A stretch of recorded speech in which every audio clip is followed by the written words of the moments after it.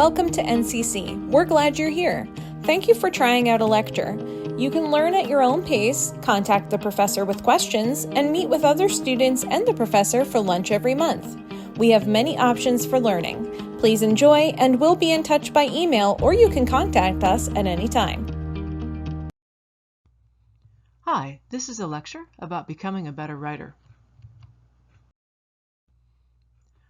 I'm Christine Pense, and if you were in my Northampton Community College classes, this is what you'd see as an introduction. I've been teaching at Northampton for 18 years, and I really like teaching, and I also like teaching online. I like traveling. This is me with my students in Italy some years ago. I really enjoy my cats. I have two. I love coffee. This is coffee that I was having with students in Egypt. I like getting outside to exercise. This is somewhere in Bethlehem. I like being part of a church. This is Christmas Eve. And I really enjoy reading. That's part of my library. So that's a little bit about me. This is a quick overview of my class. There are 20 key concepts, and this one is number 8, using short, medium, and long sentences strategically. We're really going to focus on short sentences, and this one simple lesson is really helpful for everyone. You don't have to know anything complicated. If you can count to 5, you can improve your writing dramatically. And it's important to remember that writing is words on a page, in order, in sentences, in paragraphs. Nothing more, nothing less. That's Les Miserables, that's the Kelley Blue Book, that's the Declaration of Independence, that's the Bible, that's Shakespeare. Information and decisions, joy and misery, freedom and inspiration, from just words, in order, on a page. So, what's the difference between bad writing and good writing? What's good writing? Is it correct, clear, and precise, or is it powerful and persuasive? Well, of course, I think it's both. It should catch your mind, and your eye, and your heart, just like this marvelous freestanding sculpture. Well, why isn't all writing good writing then? Why is one book as boring as drying paint? Or why is writing something you just can't get into even if you're trying? And by the way, that picture on the left, that's a real job. You can look it up. So it could be that when you're reading, you're just tired, or you're too tired to disagree, or even that you just don't care. But if your writing is slow and dry, well, this isn't really what you want to be. You want to try to reach readers. You want to try to get their attention. You want to connect. You want your readers to feel what you want them to feel, to think what you want them to think, and to do what you want them to do. So how can you be that exciting and good writer? One of the simplest, fastest, and easiest ways to improve your writing is to vary your sentence length. Most writers use medium-length sentences throughout their work. They think of long sentences as probably being run-ons, and short sentences as sounding a bit uneducated. But neither is true. Long and short sentences can be very effective ways to create contrast and interest in your writing, to grab attention and then to grab it again. Write short sentences with 5 words or less.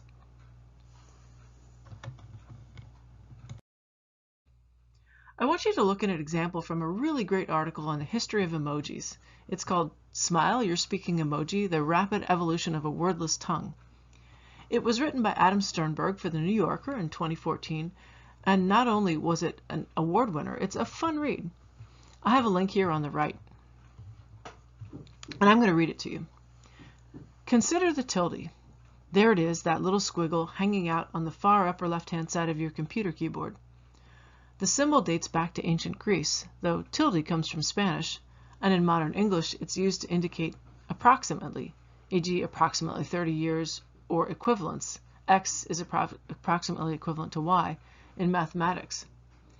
And as of this year, according to a breakdown of the website Emoji Tracker by Luminoso, a text analytics company, the tilde was surpassed in usage on Twitter by the emoji symbol for joy. It looks like this. The joy emoji also referred to on the Emojipedia website as face with tears of joy, or the lol emoji. Emojis don't have official names, just nicknames created by their users, dates back in North America to roughly 2011, when Apple put a readily accessible emoji keyboard in the iOS 5 for the iPhone, which means that in 3 short years, face with tears of joy vanquished the 3,000-year-old tilde.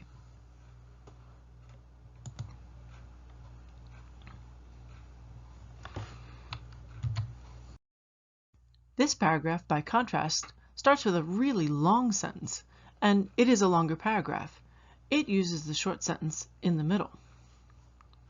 Internet sleuths, puzzled as to why Microsoft had decided to include this particular inexplicable symbol, tracked down one of the original WebDings designers, who explained that the symbol, which replaces the lowercase m, was intended as a tribute to the Rude Boy logo for Two Tone Records, a ska record label founded by one of the guys from the Specials.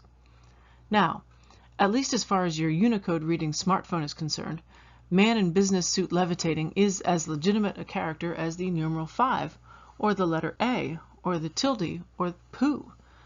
What that man will mean, well, that's entirely up to you. This is the fun of emoji.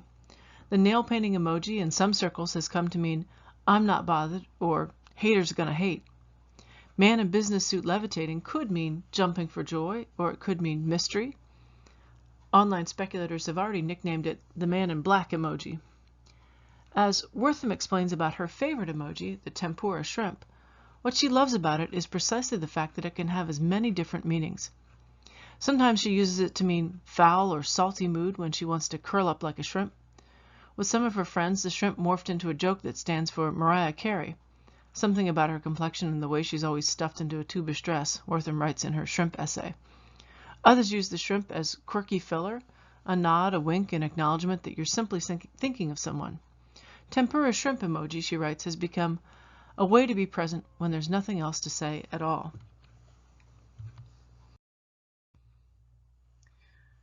So remember this. The beginning, the middle, and the end are good places for a short sentence in order to make your meaning pop out. If you put them at the beginning, they're like a punch, or if you put them at the end, they're like a punch. If you put them in the middle, they kind of function like a hinge, turning your attention from one thing to another thing.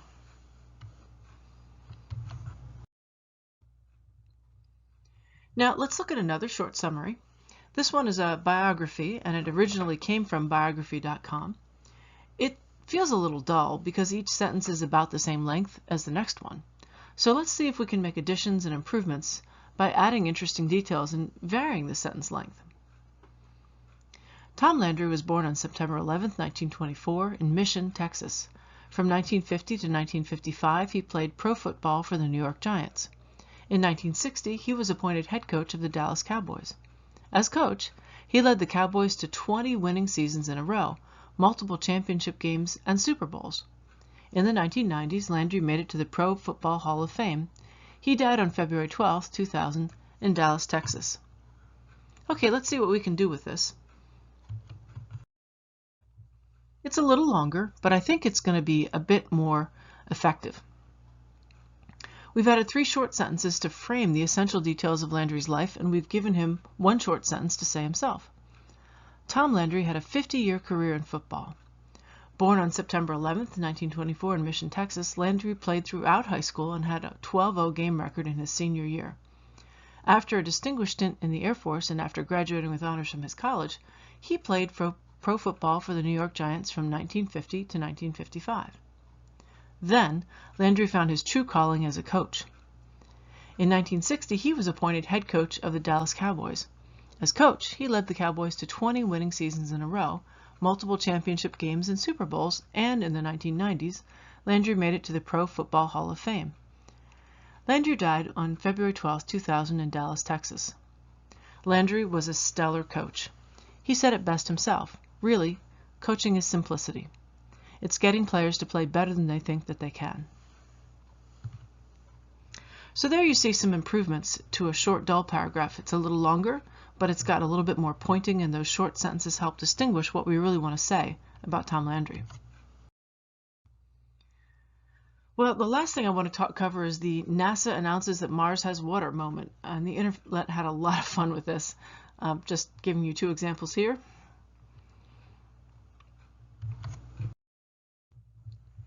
This paragraph really requires close attention because many of the nouns are only somewhat familiar to the average reader. So I think it's useful to highlight a few key ideas with short sentences to make this easier to digest. So if you look at this, you'll see that we start with a kind of a longish idea and it just gets longer. New findings from NASA's Mars Reconnaissance Orbiter, MRO, provide the strongest evidence yet that liquid water flows intermittently on present-day Mars. Using an imaging spectrometer on MRO, researchers detected signatures of hydrated minerals on slopes where mysterious streaks are seen on the red planet. These darkish streaks appear to ebb and flow over time. They darken and appear to flow down the steep slopes during warm seasons, and then fade in cooler seasons. They appear in several locations on Mars when temperatures are above -10 degrees Fahrenheit, -23 Celsius, and disappear at colder times.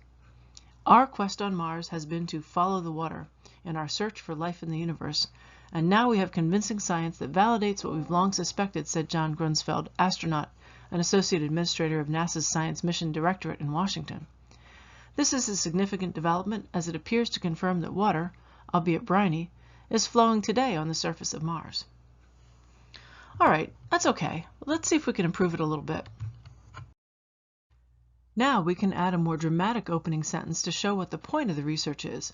Then we can lengthen the middle section with a correlative structure, that's in blue there, to show that water flow on Mars is controlled by heat and cold. And finally, we can create a short sentence near the end to emphasize the newness of the findings. And now we have a slightly more varied paragraph. We've highlighted the idea that water on Mars matters because it suggests that there could be life elsewhere. Water could be the key to life on other planets. New findings from NASA's Mars Reconnaissance Orbiter provide the strongest evidence yet that liquid water flows intermittently on present-day Mars. Using an imaging spectrometer on MRO, researchers detected signatures of hydrated minerals on slopes where mysterious streaks are seen on the red planet. These darker streaks appear to ebb and flow over time. Not only do they darken and appear to flow down steep slopes during the warm seasons and then fade in cooler seasons, but also they appear in several locations on Mars when temperatures are above -10 degrees Fahrenheit, -23 Celsius, and disappear at colder times. Our quest on Mars has been to follow the water in our search for life in the universe, and now we have convincing science that validates what we've long suspected, said John Grunsfeld, astronaut and Associate Administrator of NASA's Science Mission Directorate in Washington. This is a significant development. It appears to confirm that water, albeit briny, is flowing today on the surface of Mars.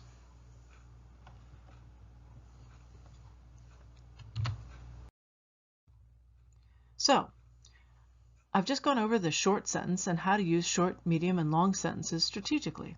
If you want to learn more about writing more clearly and powerfully and connecting to readers and being a better academic writer, come to NCC and take an English class. If you want to talk to someone about what you learned, call 610-861-5091 or text 610-324-3880.